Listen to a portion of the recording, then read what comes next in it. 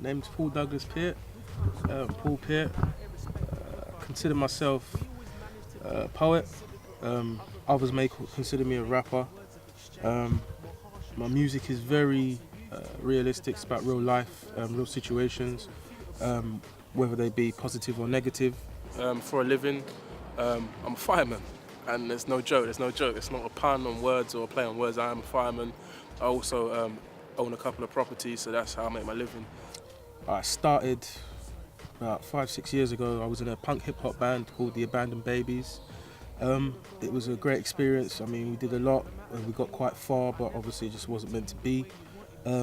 Started getting back into music, I think around, we shot a video last year, so I'd say around June, July last year, I decided that I wanted to give it a shot and this time go full steam ahead. Videos on YouTube at the moment.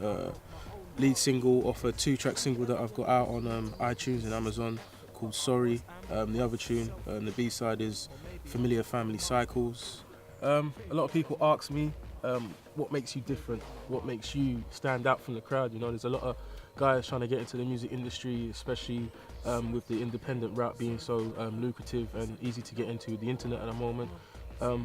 Personally, I'd say I wouldn't consider myself different or standing out or any of that type of stuff. What I would say is my lyrics, my flow, it's all me, you know. And I think that's very lacking in today's music industry, especially at the moment within hip hop, the hip hop genre, and also grime. At the moment, we've got quite a few things going. A couple of music videos in the pipeline. Obviously, Sorry's on YouTube. Also, I've got a 2-track single, as I've already stated, out on Amazon, MP3 and iTunes. It's a 2-track single. It's one of the tracks is Sorry, which is a video on YouTube, and the other one is Familiar Family Cycles. Sorry is about a relationship breaking down, but the two people still being in love with each other. Familiar Family Cycles is about domestic violence and the effect and the cycle that it has on the children that are involved in that environment. There will be happier stuff. That's just the 2 tracks that I feel are real nice. Further from that, I just want to start doing a lot more traveling, get a lot more into the internet crowd harder, garner a wider audience, wider fan base, and then hopefully push for the LP. I'm not really at this moment in time looking to join a record label or get a deal or anything like that, because I feel like as long as you've got the demand and you've got the people on your side, creatively and financially, it's probably better to be independent until you are, you know, at a stage where you've got like 500,000 fans or 1 million fans, and then you can get the label deal that you really want and you really deserve. So until then, in my opinion, you know, it's good to be independent, maybe go with an independent label, but at this stage I'm not really looking at the label side of it. I'm just looking at garnering a fan base, getting my voice out there and hopefully touching people with these stories, because, you know, it's real life, and what's more entertaining than that?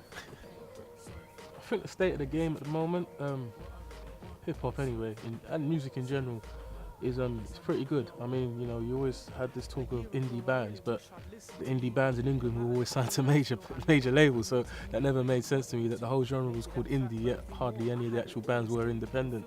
But now we're at a state where being independent is it's the place to be, and because of the internet, you know, because technology is a lot cheaper and a lot more easier to get to, and people in general, children, the youth out there, were a lot more in tune with you know, technological advancements and stuff like that. So we can pretty much do it all by ourselves. I mean, I think the only thing we really need the big machine for is when you want manufacturing, distribution to a huge audience, you know, millions, 500,000, etc., etc. But I mean, before then, we could pretty much do it ourselves. I think it's a beautiful thing. I mean, obviously, you get every Tom, Dick and Harry trying to rap, you know, like, I couldn't count the amount of people you go on YouTube with and you hear like, yeah, I'm MC such and such and I'm doing this and I'm keeping it real, and you hear the song and it either sounds like someone who's already out or it's just straight trash.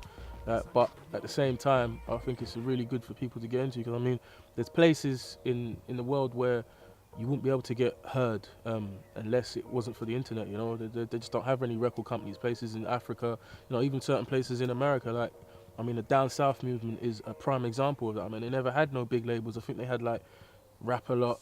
I think that was about it, wasn't it? And then after a while, they got Swisher House, but they had to go the independent route because they weren't in LA or New York, where there was a lot of, you know, labels. So I think it's a good thing. I think it's a good thing if you're willing to put the grind in. It's a good thing.